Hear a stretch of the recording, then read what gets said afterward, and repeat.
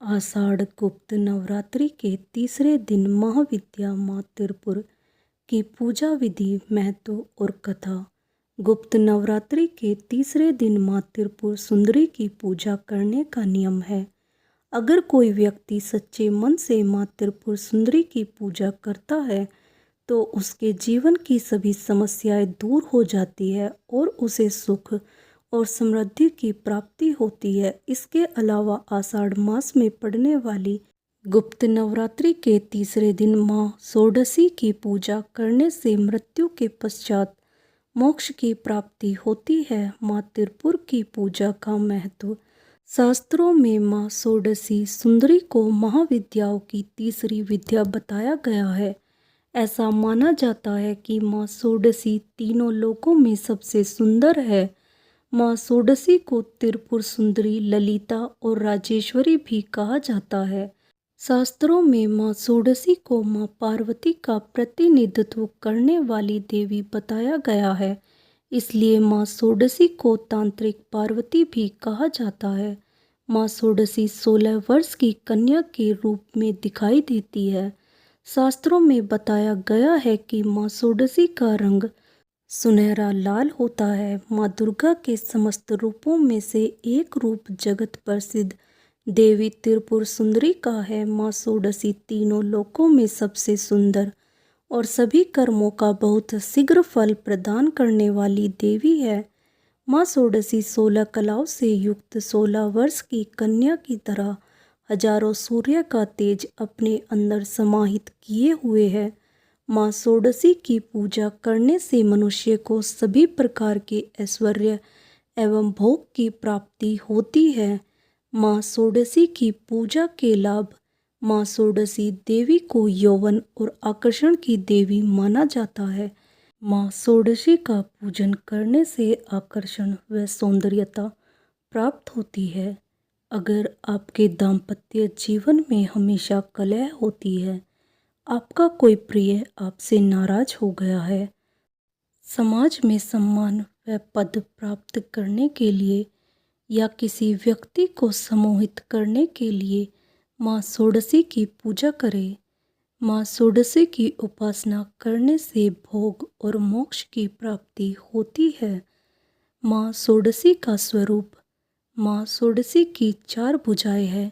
ये अपने हाथों में पास, अंकुश, धनुष और बाण धारण करती है। श्रद्धा पूर्वक माँ षोडशी की पूजा करने से मनुष्य को सुख, शांति, समृद्धि के साथ साथ मुक्ति भी मिलती है। अगर कोई मनुष्य सच्चे मन से माँ षोडशी की पूजा करता है तो वह आसानी से अपने शरीर, मन और भावनाओं को नियंत्रित कर सकता है। माँ षोडशी की पूजा करने से पारिवारिक सुख और अनुकूल जीवन साथी भी प्राप्त होता है। इसलिए गुप्त नवरात्रि में मुख्य रूप से माँ षोडशी की पूजा करने का नियम है। माँ षोडशी की पूजा विधि। माँ षोडशी की पूजा करने के लिए सूर्यास्त से पहले स्नान करने के पश्चात सफ़ेद रंग के वस्त्र धारण करें। अब एक लकड़ी की चौकी पर गंगा जल छिड़ककर उसे शुद्ध कर ले। अब उत्तर दिशा की ओर मुख करके बैठे। अब चौकी पर सफ़ेद रंग का कपड़ा बिछाकर माँ षोडशी की तस्वीर की स्थापना करें। अगर आपके पास माँ षोडशी की तस्वीर नहीं है तो आप श्री यंत्र की स्थापना भी कर सकते हैं।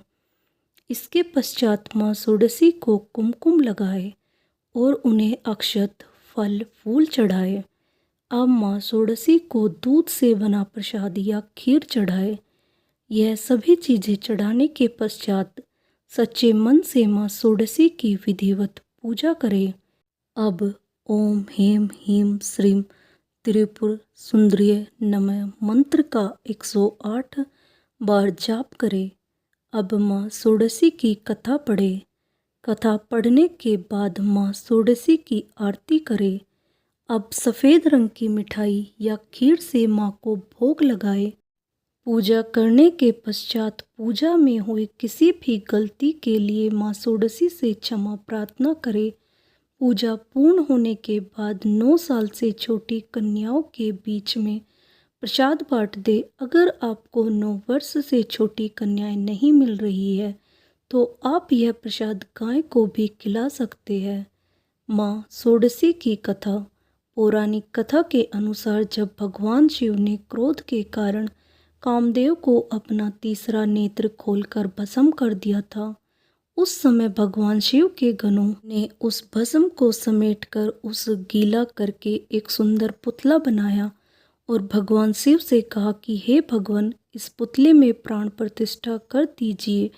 जिसके बाद भगवान शिव ने उस पुतले में प्राण प्रतिष्ठा कर दिया, लेकिन वह भस्म से उत्पन्न होने के कारण से जो पुरुष उत्पन्न हुआ वह उसमें तमोगुण की अधिकता थी, जिसके बाद वह तीनों लोकों में हाहाकार मचाने लगा। उसने देवराज इंद्र के समान ही दूसरे स्वर्ग का निर्माण किया और स्वर्ग लोक पर भी अपना आक्रमण कर दिया। जिसके बाद देवराज इंद्र देवऋषि नारद के पास गए।